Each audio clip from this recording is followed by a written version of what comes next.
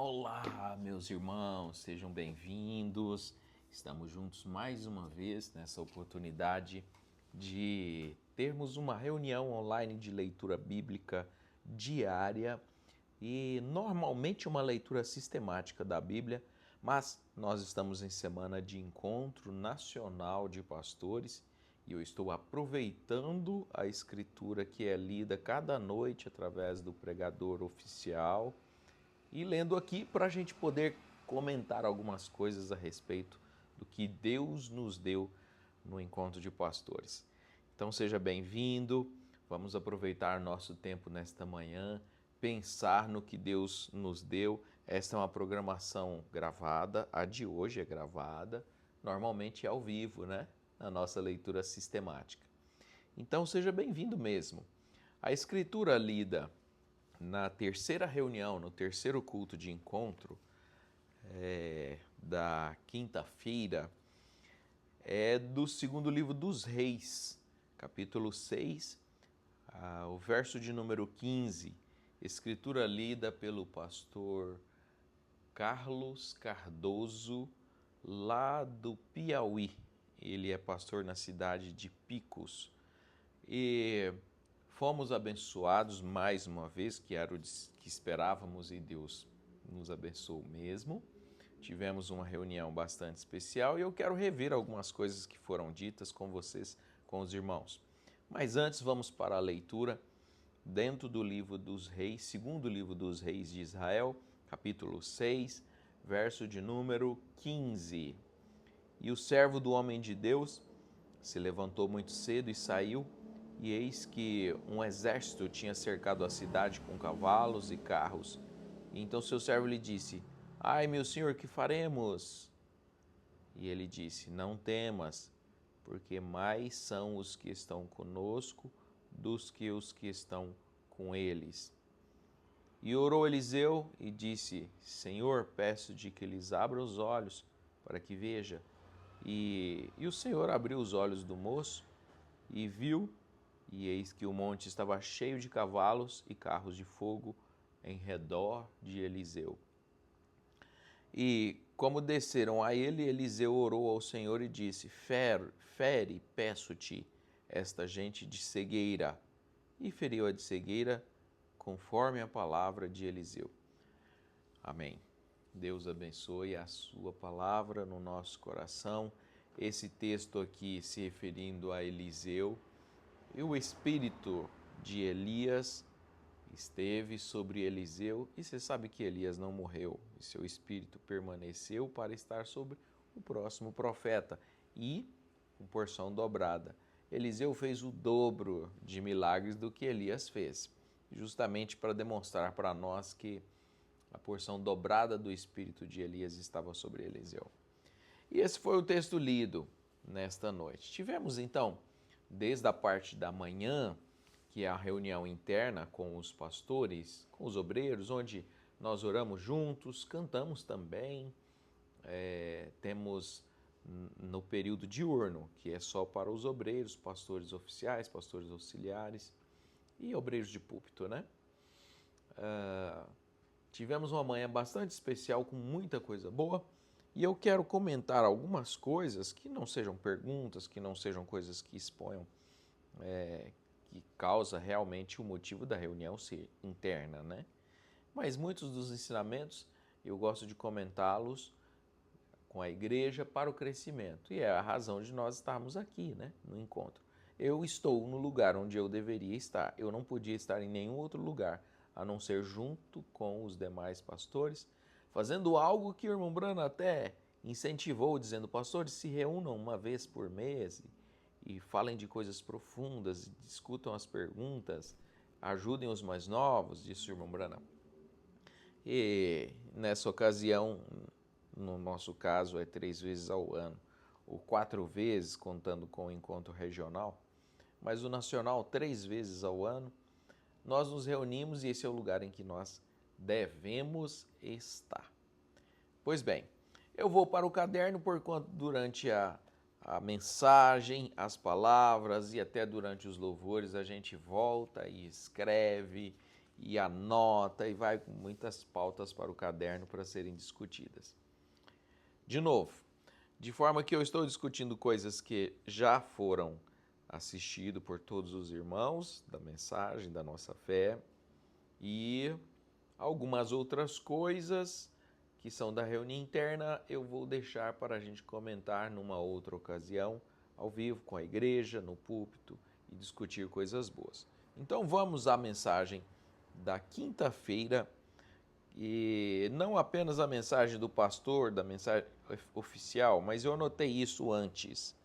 Exatamente quando o mundo não tem caminho, o povo de Deus tem um caminho provido por Deus. Gente, é claro, é visível, notável, que o mundo anda em total descaminho. Por mais que se faça previsões, ainda assim as notícias pegam o homem desprevenido, os acontecimentos naturais e até os humanos, as decisões, os movimentos. Isso no mundo bélico, geopolítica e da saúde, tudo é muito incerto. O homem, o mundo, não tem caminho.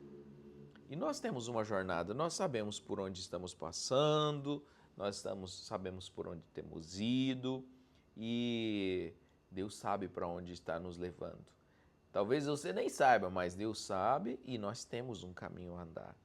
Então são muitos os comentários que poderiam vir a partir desse ponto aqui, que acaba por ser um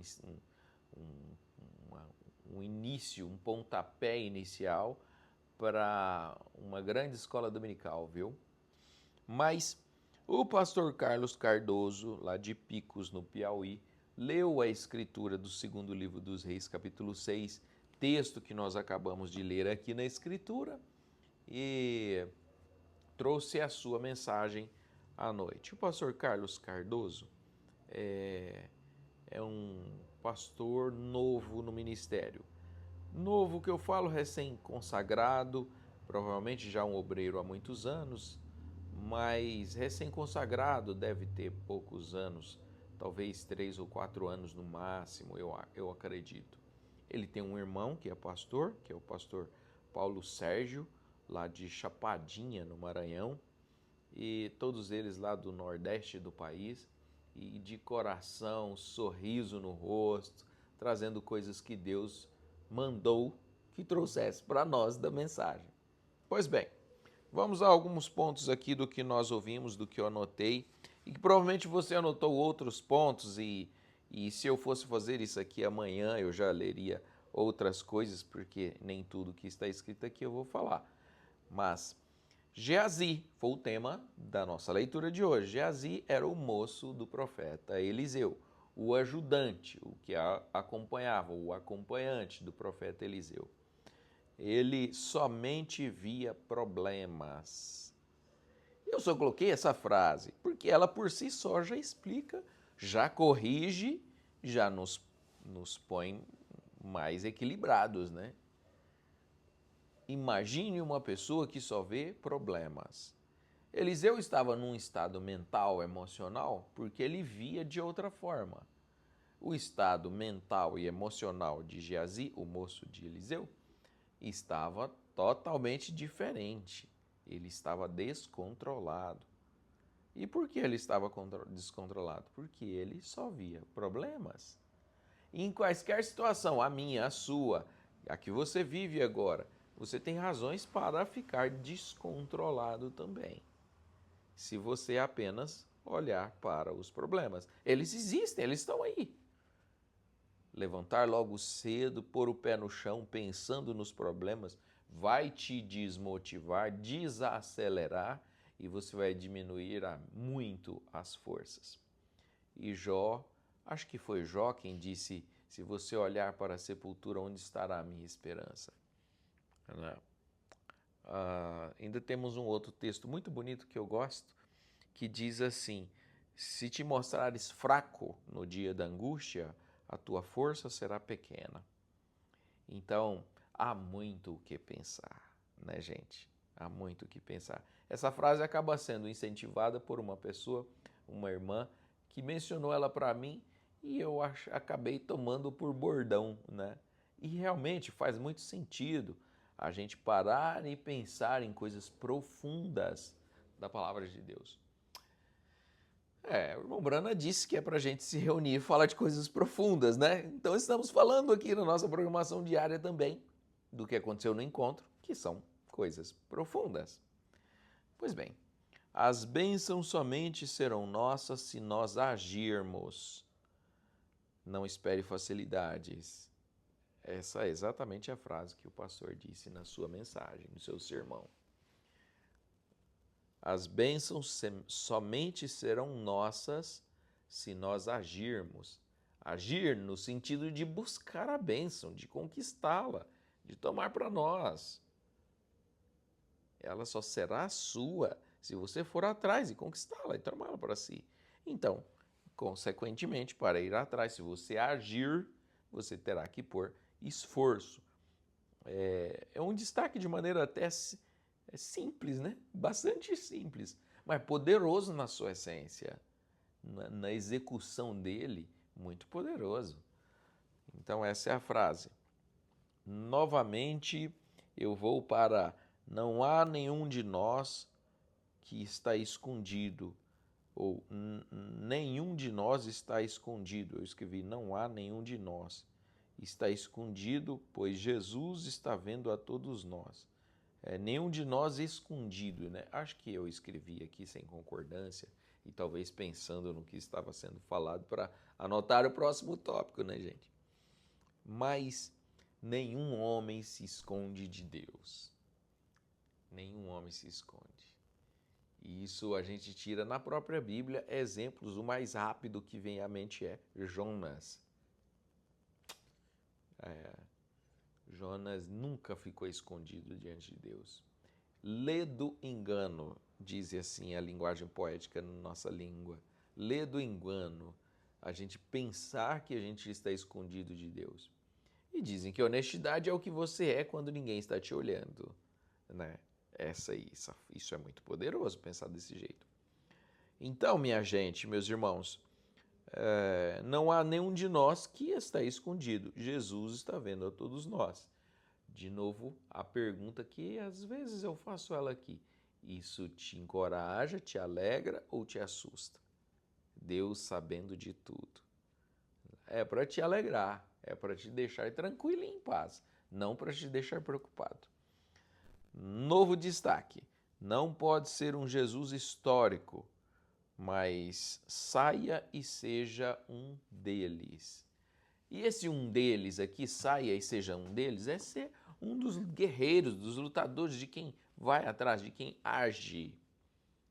Então, olha a primeira parte da frase. Não pode ser um Jesus histórico, um quadro pintado na parede, uma refeição, um sanduíche pintado na parede. Não mata a fome de ninguém. Talvez até aumenta, né? Porque o psicológico fica vendo aquelas fotos elaboradas e tal. Que dificilmente a realidade corresponde com a foto, né? Isso também é curioso. Mas Jesus histórico é o tema. Jesus histórico. Que difícil, né? Que difícil. Um Jesus histórico que era, foi e já não é mais. Há uma mensagem do profeta que ele falou assim de João Batista. Ele estava pregando sobre João Batista, dizendo que era um homem que andava lá na beira do rio, lá na Galileia, em volta do mar da Galileia, naquela região. E ele diz assim, sabe por que ele conseguiu balançar o deserto? As pessoas saíam das cidades para ir lá no deserto, fora dos limites da cerca da cidade. As pessoas iam lá para ouvir João falar. As pessoas saíam de suas casas, dos seus confortos, caminhavam uma distância para ouvir Deus falar, para ouvir João falar. E aí o irmão Brano, nosso profeta, diz assim, sabe por quê? Porque João não pregava história. Ele não pregava história, ele estava pregando algo que ele estava vivendo. Era o dia daquele momento, que nós precisamos reconhecer. O irmão Branham pregou reconhecendo seu dia e sua mensagem. Então, de novo, João Batista, o profeta João Batista, que nasceu vindicado por Deus, esse homem não pregava história. Balançou o deserto da Judéia, diz o irmão Branham, balançou o deserto da Judéia, em Samaria, todas as regiões, porque ele não pregava um Jesus histórico, mas um real, de verdade. Então, saiu daqui, ó, não pode ser um Jesus histórico, mas saia e seja um deles. Contar a história de Jesus. Isso é bom, né?